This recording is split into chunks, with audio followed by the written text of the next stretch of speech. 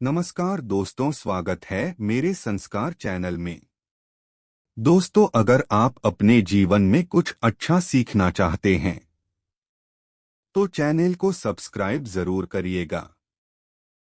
होली का नाम सुनते ही हमारे मन में मस्ती सी छाने लगती है, क्योंकि होली पर हम रंग बिरंगे रंगों से खेलते हैं। होली रंगों का त्योहार है।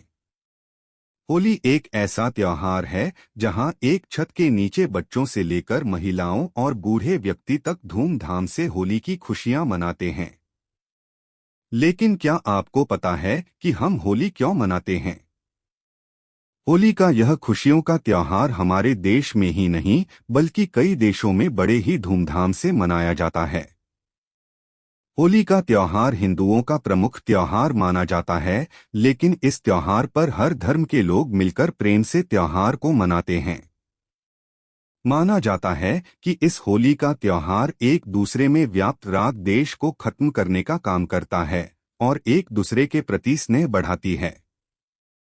हमारे देश में जितने भी त्योहार मनाए जाते हैं उन सबके पीछे कई पौराणिक कथाएं छिपी होती है। होली का त्योहार मनाने के पीछे भी कई सच्ची घटना छिपी है, जिसके बारे में हम आपको बताने जा रहे हैं। होली के दिन को शुभ दिन माना जाता है। होली का त्योहार हर साल वसंत ऋतु के समय फागुन यानी कि मार्च के महीने में आता है, जिसे पूर्णिमा के दिन मनाया जाता है। होली आने पर सर्दी खत्म हो जाती है और गर्मी की शुरुआत होती है। होली का त्योहार आखिरकार क्यों मनाया जाता है? होली के त्योहार को लेकर कई पौराणिक कहानियां सामने आई, लेकिन होली मनाने की परंपरा कहां से शुरू हुई शायद ही यह कोई जानता हो। पौराणिक कथाओं के अनुसार यह कहानी है प्रहलाद और उनकी भक्ति की। माना जाता है कि प्राचीन काल में हिरण्यकश्यप नाम का एक असुर हुआ करता था, जिसे ब्रह्मा द्वारा ये वरदान मिला था कि उसे कोई इंसान या कोई जानवर नहीं मार सकता, ना ही उस पर किसी शस्त्र का असर होगा, ना ही धरती में ना ही आकाश में। इसी को लेकर असुर को अपने आप में घमंड हो गया था। वह अपने आप को ही भगवान समझने लगा था, जिसके चलते वह अपने राज्य की प्रजा के साथ अत्याचार करने लगा। बताया जाता है कि असुर ने अपनी प्रजा से भगवान विष्णु की पूजा करने से भी मना कर दिया था, क्योंकि असुर अपने छोटे भाई जिसे भगवान विष्णु ने मार दिया था उसका बदला लेना चाहता था।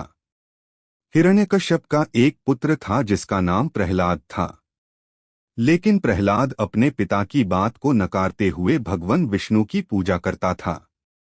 हिरण्यकश्यप का प्रजा में इतना खौफ हो गया था कि लोग उसे ही भगवान मानने लगे थे, लेकिन प्रहलाद ने अपने पिता को कभी भगवान नहीं माना। लेकिन प्रहलाद की यह बात हिरण्यकश्यप को मंजूर नहीं थी। असुर ने प्रहलाद करे कई बार समझाने का प्रयास किया, लेकिन प्रहलाद ने अपने पिता की एक नहीं सुनी। इसी को लेकर असुर ने अपने पुत्र प्रहलाद को मृत्यु दंड देने का फैसला किया। प्रहलाद को मारने के लिए असुर ने अपनी बहन होलिका से सहायता मांगी। होलिका हिरण्यकश्यप की बहन थी। होलिका को भी भगवान शिव द्वारा एक वरदान प्राप्त था, जिसमें उसे एक वस्त्र मिला था। जब तक होलिका के तन पर वो वस्त्र रहेगा तब तक होलिका को कोई भी जला नहीं सकता।